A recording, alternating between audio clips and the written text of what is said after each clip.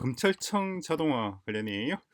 요것도 우리가 처음으로 진행하는 것은 아니고 중국에서는 이미 오래전부터 몇 년 전부터 활발하게 진행되고 있는 연구 분야입니다.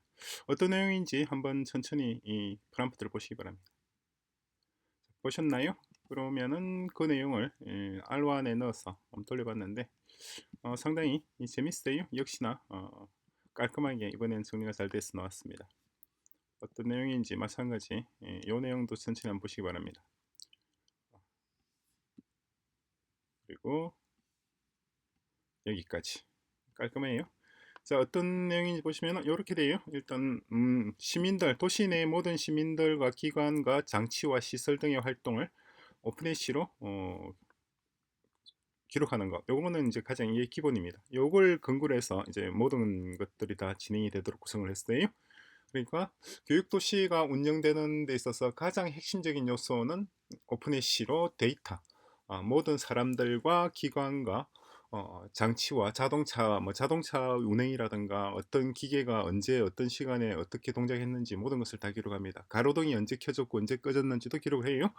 이렇게 하면 사생활 침해가 되지 않느냐 라고 생각할 수 있는데 그렇게 볼 수는 없어요. 왜냐하니까 AI는 사람이 아니란 말이에요. 이 데이터를 보는 것은 AI입니다.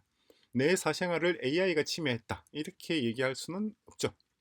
자, 두 번째 이제 위반 사항은 이런 식으로 형법, 행정법, 지자체 조례 등을 벡터 임베딩으로 변환하는 겁니다. 벡터 임베딩이 뭔지 궁금하신 분들은 제가 진행하고 있는 다른 강좌들 N8N이라든가 마누스 강좌 같이 보시기 바랍니다. 그리고 위반 패턴을 식별하고 GNN, 그죠? 그래프 신경만, 그래프 뉴럴 네트워크를 얘기합니다. 요거로 이제 이상 행위를 탐지하는 거예요. 그러니까 정상적이 않은 패턴을 데이터로부터 추출하는 거죠. 은행 같은 데서 금융거래가 갑자기 많은 돈이 오고 간다거나 등등이죠. 그죠? 이상행위 감지하는 것과 관련해 가지고는 제가 조금 더 정리를 하자면은 abnormality detection이라고 얘기를 합니다. abnormality detection, abnormality detection. 요거는 머신러닝의 가장 기본적인 기능이에요. 예를 들어서 모든 행위, 동작, 작동, 현상은 반드시 정규 분포를 형성해요. normal distribution이라고 얘기하죠. normal distribution을 형성합니다. 사람의 활동이든 바람이 불든 물이 흐르든 모든 것은 자연의 모든 것은 정규 분포를 구성하는데 그 중에서 정규 분포에서 벗어난 그게 이제 abnormality가 발생하는 거죠. 그렇죠. 정규 분포를 벗어난 뭔가가 현상이 발생하게 되면 어디 가버렸나요? 적고 있던 게 지워져 버렸네. 그것을 체크만 파악을 하는 거. 그게 이제 위험 패턴인데 그렇게 하도록 잘 구성되어 있는 게 신경망, 그래프 신경망이라고 하는 패턴입니다. 요것도 이게 뭔지 궁금하신 분들은 제가 진행하는 다른 강좌들 같이 보시기 바랍니다. 그래서 기소 여부를 판단하고, 그죠? 일정 점수 이상일 경우 0.8 이상일 때 기소. 이걸 지금은 사람이 하고 있단 말이에요. 이거 사람이 하는데 그 사람은 우리가 검사라고 얘기를 하는 거예요. 그죠? 검사라고 하는 직종들이 요 작업을 하는데 요것을 AI로 그냥 넘기는 겁니다. 그리고 유사 판례 참조해서 중국 최고인민법원 판례 DB 하고 한국 대법원 판례 DB 또 같이 넣어야 돼요. 그래서 형량을 범위를 예측하도록 합니다. 왜 중국이들 하느냐 하니까 우리가 만드는 시스템은 한국뿐만 아니라 중국에도 같이 판매를 하려고 좀 계획을 하고 있어요. 그래야지 비용이 빠질 거 아니에요. 만들어서 한국에만 팔면은 비용이 안 빠질 것 같다. 그래서 중국도 항상 같이 들어갑니다. 그래서 한국과 중국에 판매가 되면은 그 다음에는 전 세계 어디든 판매가 가능하다 이 말이죠. 그리고 인간검찰위원회 호출도 있어요. 그래서 만약에 이 딥시크 우리가 트레이닝을 하지만은 이 트레이닝을 했는데 자기가 요건 도저히 판단하기 힘들다라고 하면은 그때는 사람을 호출하는 거고, 그죠? 사람을 호출하면은 사람에게 어떤 내용인지를 브리핑을 하는 겁니다. 브리핑을 해서 그럼 사람이 딥식 이런 식으로 지금 보고 있는 이런 형식의 문서를 제출하면 그걸 보고 사람이 판단하는 겁니다. 그죠? 그 사람 기소 후에는 요거는 또 딥식의 역할입니다. 딥식은 이렇게 템플릿 기반으로 해서 PDX, XML, 그죠? 그리고 AI가 제출해서 변호사와 면담 일정 관리하고, 그리고 이해 제기 플랫폼도 하나 더 구성을 했어요. 이건 뭐냐 하니까 시민 참여 방식인데 만약 검찰위원회가 하는 행동에 대해서 시민들이 이의를 제기한다. 아니 왜 그걸 그딴 식으로 일을 하느냐, 그거는 뭔가 부조리하지 않느냐라고 판단을 하게 되면은 시민들이 10% 이상의 서명을, 예를 들어서 교육도시 인구가 10만 명이다 그러면은 10,000명 이상이 서명한다 그러면은 자동으로 검찰 배심원단을 구성하고, 검찰 배심원을 구성하는 방식은 랜덤입니다. 랜덤으로 추첨하고 이 랜덤으로 추출된 이 배심원들이 최종 결정을 내리도록 이렇게 구성을 했습니다. 그러니까 딥식에게만 모든 의사결정을 내리는 것도 아니고 순수를 따지면 이렇게 되는 거예요. 최초 딥식이 먼저 판단과 행위의 주체가 되고, 딥식이 못하는 것은 검찰위원회로 호출하고, 검찰위원회의 행동에 이의가 있으면 시민들이 직접 참여한다. 그래서 결국 시민들이 결정을 하는 구조, 최종 의사결정을 가지도록 그렇게 구성을 했어요. 그래서 협력 가능한 곳, 이런 비슷한 연구를 한 데가 어디 있는지 보니까 중국 최고인민검찰원이라고 있어요.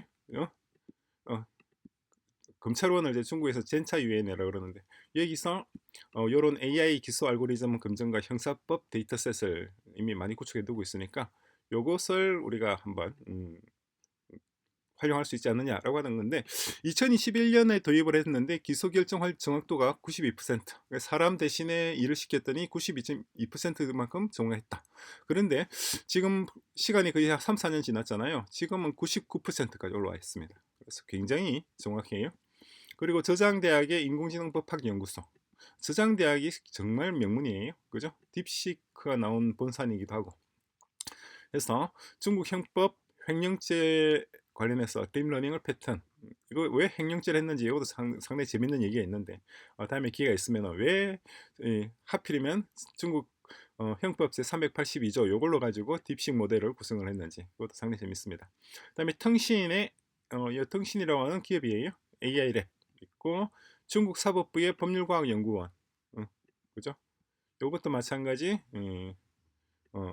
그죠, 윤리적 판단 가이드라인, 하웨이 클라우드 있고 해서 시스템 운영 비용, 초기 구축 비용은 요 정도 필요할 것이고 운영 비용은 요만큼이 필요할 것이고 라고 돼 있는데, 이거는 금액이 좀 많아요. 왜 많으냐 하니까 이 지금 데이터가 3, 4년 전의 데이터란 말이에요. 그래서 3, 4년 전이고 지금은 지금보다 가격이 많이 내려갔으니까 많이 내려갔어요. 많이 내려가서 1,200원이 아니라 이 돈의 5분의 1에서 10분의 1이면 충분히 다 구성을 할 수가 있습니다. 그러니까 100억에서 200억 정도면은 한국에서 사람이 검사라고 하는 사람, 자연인이 하고 있는 업무의 99%를 자동화할 수가 있다 이 말이에요.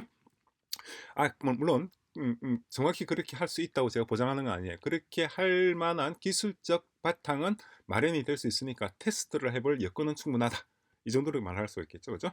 그래서 성능 지표는 이렇게 범죄 탐지 정확도는 95%, 기소 오류는 0.5% 되어 있는데, 이것도 0.1% 미만으로 지금 기술 2025년 4월 3일 기술로는 현재 시점에서는 이거는 0.5%, 이거는 99.9%까지 올릴 수 있습니다. 올릴 수 있고, 배심원 재판 평균 기간도 3일인데 요거 기간은 계속 이대로 유지가 돼요. 3일 정도. 그러니까 왜냐니까 배심원이 판단하기 전에 일단 검찰위원회가 주장하는 바가 있을 것이고, 그리고 이의를 제기한 시민들이 주장하는 바가 있을 거니까 각자가 주장하는 바를 충분히 의견을 표명할 시간, 그리고 그 의견을 듣고 시민들이 판단할 시간, 요거는 3일 이상 걸립니다. 이건 사람이 하는 거잖아요, 그죠? 그래서 핵심 성공 요인은 이렇게 모든 증거의 불변성 보장이죠. 이게 중요합니다. 그리고 오픈해시를 이용하는 이유가, 오픈해시는 모든 사실을 기록하는 메커니즘이에요. 오픈해시.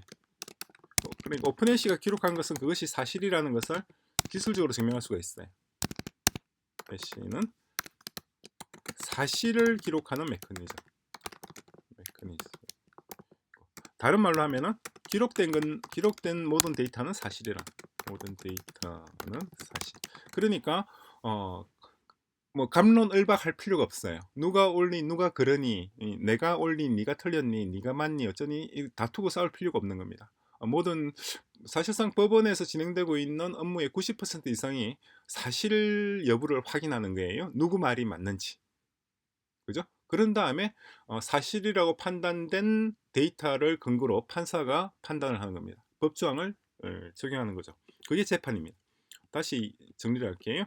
법원이라고 하는 것이 뭘 하는 것이냐? 일단 주장된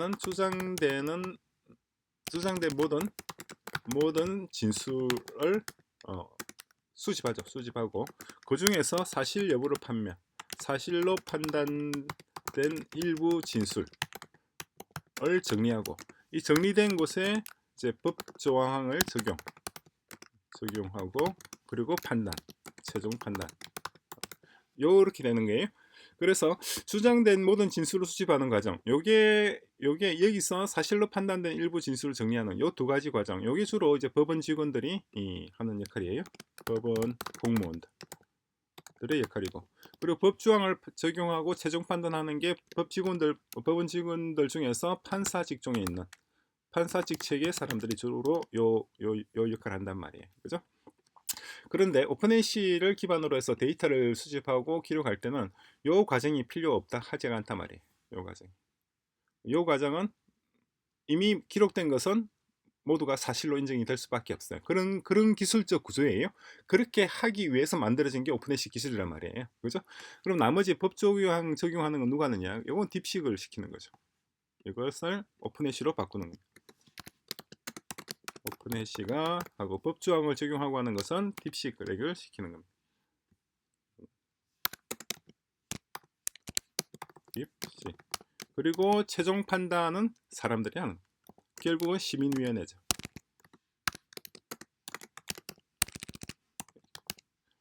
지금 이 얘기는 검찰 업무와 관련해서만 하는 얘기예요.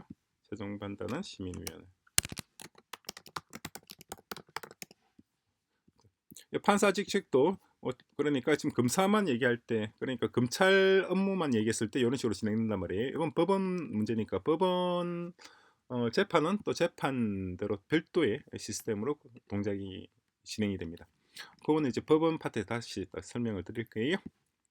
자, 그 내용입니다. 해서 결론은 어떻게 되냐니까 중국 최고의 법률 기술 협력 기관과의 협력을 통해서 검찰 업무를 완전 자동화할 수 있습니다. 완전 자동화는 안 돼요.